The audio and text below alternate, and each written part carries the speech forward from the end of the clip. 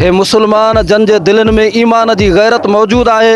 इस्लाम जी मुसलमाननि जी इहा तारीख़ आहे त असां 313 हुयासीं त हज़ारनि जे लश्कर खे असां शिकस्त ॾिनीसीं। इसराइली इन पंहिंजे नापाक अज़ाइम खां मुड़ी वञनि। जेकॾहिं जिहाद जो हुकुम असांखे पंहिंजो पाकिस्तान जा इदारा ॾींदा, इंशाअल्लाह अज़ीज़ सभिनी खां अव्वल पहिरीं सिफ़ में इस्लाम जे झंडे जे हेठां इंशाअल्लाह अज़ीज़ पंहिंजा बच्चा, असांजा वॾा, असांजा जवान फ़लस्तीन जे लाइ, इस्लाम जे लाइ जिहाद करण जे लाइ हमा वक़्तु तयारु आहिनि। ईंदड़ जुमे ते असां जुमे जी निमाज़ मस्जिद अक़सा में अदा कर 15 लख मुजाहिद असां तहरीक लबैक जा पाक आर्मी खे अॼु जेकॾहिं मुल्क पाकिस्तान में इस्लामी निज़ाम हुजे हा त ही यहूदी, इसराइली, अमेरिका फ़लस्तीन जो कुझु बि नथो करे सघे। के क़िबला अव्वल बैतुल मुक़द्दस जे बारे में बि नथा ॻाल्हाइनि त इहे बेग़ैरत हुक्मरान कॾहिं जाॻनि। मुल्क पाकिस्तान जा जेके इदारा आहिनि, एजेंसियूं आहिनि, पाक आर्मी आहे, असांजा जेके हुक्मरान आहिनि, सिर्फ़ु भले कुझु बि न ॾियनि, रुगो असांखे रस्तो ॾियनि, असांखे जिहाद जो ऐलान करे चवनि बाबा हाणे तव्हां ॼाणो, तव्हांजो मैदान ॼाणे। अस्सलाम वालेकुम ख़वातीन हज़रात, तव्हां सां मुख़ातिब तव्हांजो मेज़बान आऊं अहमद ख़ान। जीत नाज़रीन, अॼु लारकाने जे अंदरि तहरीक लबैक जे तरफ़ां इसराइल ऐं फ़लस्तीन जी जंग खां बाद फ़लस्तीनियुनि जी हिमायत में तहरीक लबैक जे कारकुननि लारकाने जे अंदरि रैली कढी आहे। सो अचो त इन्हनि सां ॻाल्हि ॿोल करे पुछूं पिया जेको इसराइल यूनाइटेड अंग्रेज़ मुल्कनि जी नाजाइज़ औलाद आहे, उन जूं वधंदड़ नाजाइज़ियूं ज़्यादतियूं वधंदियूं पियूं वञनि, जेके मज़लूम फ़लस्तीनी आहिनि उन्हनि ते ज़ुल्म। तो अचो त इन्हनि सां ॻाल्हि ॿोल करे पुछूं। इसराइल जो ज़ुल्म जबर वधंदो पियो वञे ऐं 75 इस्लामी मुल्क हुजण खां बाद बि हिकिड़ो ई सिर्फ़ु मुल्क या 2 मुल्क उन सां फ़लस्तीन सां गॾु आहिनि, छा चवणु चाहे? जीअं त आए ॾींहुं इसराइल जो अमेरिका जो मुसलमाननि जे मथां ज़ुल्म, बर्बरियत ऐं जेको फ़लस्तीन जे मथां बैतुल मुक़द्दस जे मथां ऐं मुसलमाननि जे मथां आए ॾींहुं अटैक ऐं ज़ुल्म थी रहिया आहिनि। असां उन्हनि जी पुरज़ोर मुज़म्मत कयूं था ऐं असां पंहिंजे इस्लामी मुल्कनि खां हिमायत तलब कयूं था ऐं उहे मुल्क जेके इंसानियत जो सबक़ ॾियण वारा, उन्हनि खे चई रहिया आहियूं जेको अॼु फ़लस्तीन जे मथां 7 ॾींहं थी विया आहिनि, ज़ुल्म थी रहियो आहे। अक़वाम मुतहिदा जा उहे नुमाइंदा जेके इंसानी हुकूकनि जो सबक़ ॾींदा आहिनि, उहे अॼु काॾे गुज़ारे विया आहिनि ऐं उहे अॼु नज़र न अची रहिया आहिनि। असां उन्हनि खे पाकिस्तान जे तरफ़ां, मुसलमाननि जे तरफ़ां, तहरीक लबैक पाकिस्तान जे तरफ़ां पैगाम ॾेई रहिया आहियूं त हक़ जो पासो वठो। तव्हां 1947 या 48 खां अवल ॾिसो त इसराइल जो वजूद ई कोन हो, पूरी फ़लस्तीन उते मौजूदु हुई। अॼु तव्हां उते वञी ॾिसो त केॾो ज़ुल्म थी मुसलमाननि खे पोइते करे यहूदियुनि खे उते आबाद कयो वियो। असां सभई मुसलमान इहो हक़ रखूं था ऐं पंहिंजे हक़ जी तलबी कयूं था त महिरबानी करे जेको असांजो 1948 खां अॻु में फ़लस्तीन हुयो उहो असांखे खपे। जेसीं ताईं उहो असांखे फ़लस्तीन न खपंदो ऐं न मिलंदो, तेसीं ताईं इंशाअल्लाह अज़ीज़ जेकॾहिं असांजा सभई मुसलमान शहीद थी वञनि, हिकिड़ो मुसलमान बि बचंदो पूरी दुनिया में, त बि असां चवंदासीं त लबैक लबैक अल जिहाद अल जिहाद अल जिहाद।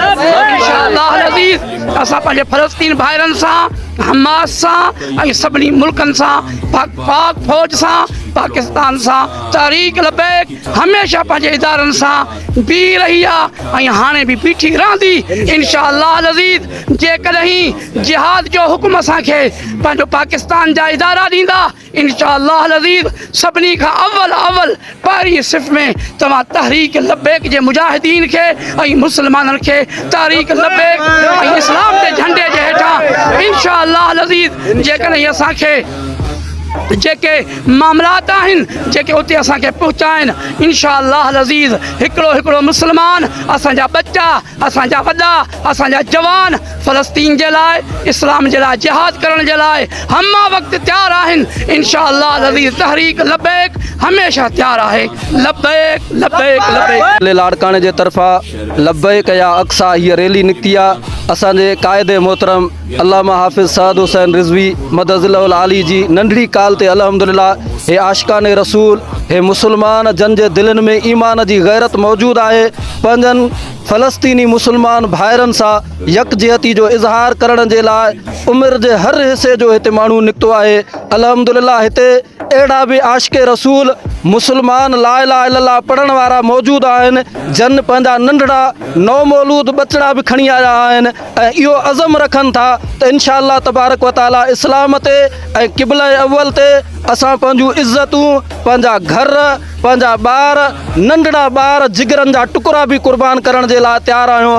असां आलम कुफ़र खे इहो पैगाम ॾियूं था त मुसलमान उहे आहिनि जन जी अल्लाह तबारक व ताला मदद करणु फरमाईंदो आहे। जेकॾहिं चंद मुसलमान निकिरंदा आहिनि इस्लाम जी मुसलमाननि जी इहा तारीख़ आहे त असां 313 हुयासीं त हज़ारनि जे लश्कर खे असां शिकस्त ॾिनीसीं। अल्लाह साईं जी मदद असां सां शामिल हाल आहे। इसराइली इन पंहिंजे नापाक अज़ाइम खां मुड़ी वञनि इंशा अल्लाह तबारक व ताला। जेकॾहिं उहे बाज़ न आया त मुसलमाननि जो बचो बचो उन्हनि खे मुंहुं टोड़ जवाबु ॾियण जे लाइ मैदान अमल में मौजूदु हूंदो। असां आर्मी चीफ खां मुतालबो कंदासीं त जेको इसराइली कुतनि फ़लस्तीन ते ज़ुल्म कयो आहे त पाकिस्तान जी जेका आर्मी आहे उहा फ़लस्तीन रवानी कई वञे मुसलमाननि जी हिमायत जे लाइ मस्जिद अक्सा जी हिमायत जे लाइ। अगरि जेकॾहिं नथा करे सघनि आर्मी चीफ खां मुतालबो था कयूं त पाकिस्तान जी आर्मी जी जेका वाग आहे उहा असांजी हाफ़िज़ साहब क़ाइदे मिलत इस्लामिया अल्लामा हाफ़िज़ साद हुसैन रिज़वी जे हवाले कई वञे। अॼु इंशा अल्लाह जुमो आहे ईंदड़ जुमे ते असां जुमे जी निमाज़ मस्जिद अक्सा में अदा कंदासीं। अगरि मिली थो वञे त छा आहे अंदाज़ो केतिरी तइदाद फ़लस्तीन जी तरफ़ कारकुननि तहरीक लबैक जा फ़लस्तीन पहुचंदा?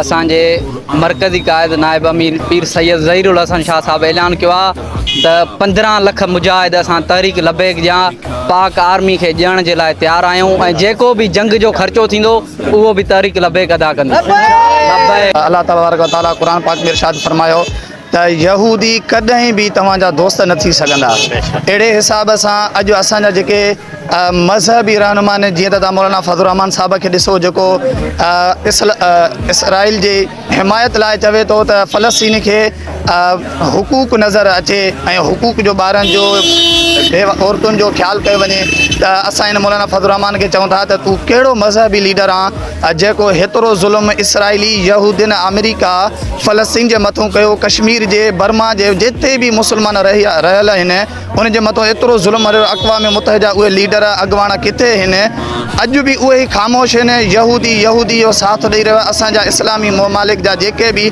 बल्कि असांजो क़ाइदे अॻवान अलामा हाफ़िज़ ख़ादिम हुसैन रिज़वी रहमतुल्लाह ताला फरमाए वियो त ही इस्लामी ममालिक न ही इस्लामी हिकिड़ा मुर्दा आहिनि। अक़वाम मुतहिदा जेके बि इस्लामी ममालिक जा हुक्मरान आहिनि उनखे गुज़ारिश था कयूं अगरि तव्हां खां ही हुक्मरानियतूं नथियूं हलनि मुसलमानियत नथी हली सघे बराए महिरबानी तव्हां इहा पंहिंजी रसी या वाग जेकी बि आहे अहिड़े लीडर खे ॾियो जेको यहूदिन सां ईंट बजाए ईंट सां जवाबु ॾिए।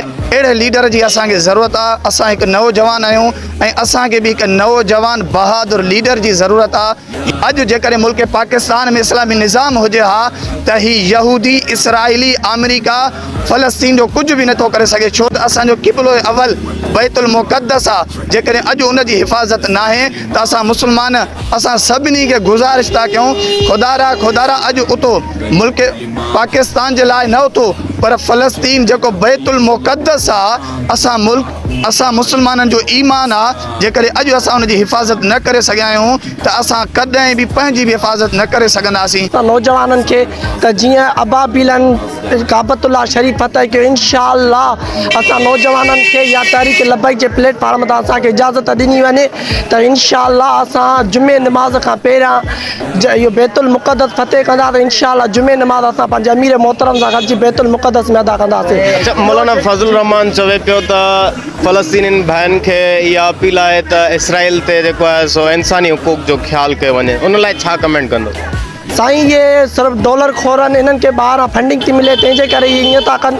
बाक़ी त तव्हां ॾिसो 5000 सालनि खां फ़लस्तीन में जेको ज़ुल्म थिए पियो उहो मौलाना फज़लुर रहमान साहब खे नज़र न पियो अचे। बाक़ी हाणे जॾहिं कुझु मतिलबु फ़लस्तीनी उथिया आहिनि त उन खां बाद में वरी उनखे इंसानी हुकूक यादि आयो आहे। इहे सिर्फ़ु डॉलर खोरनि बाक़ी इन्हनि जो को बि इंसानी हुकूक सां वास्तो न आहे। बाक़ी असांखे इजाज़त ॾिनी वञे इंशा अल्लाह असां जुम्मतुल मुबारक खां पहिरियां फ़लस्तीन जो जन्नतुल फ़लस्तीन में असां बैतुल मुक़द्दस में जुमे नमाज़ अदा कंदासीं ऐं इंशा अल्लाह इसराइल जो ख़ात्मो कंदासीं। जी नाज़रीन ही हुआ तहरीक लबैक जा कारकुनान जेके लारकाने जे अंदरि जिना बाग में फ़लस्तीनियुनि जी हिमायत जे लाइ रैली कढी जंहिंसां असीं ॻाल्हि ॿोल करे पुछे तव्हांखे ॿुधायोसीं। वधीक मिलंदासीं हिकिड़े नए प्रोग्राम सां गॾु नए इशू सां गॾु।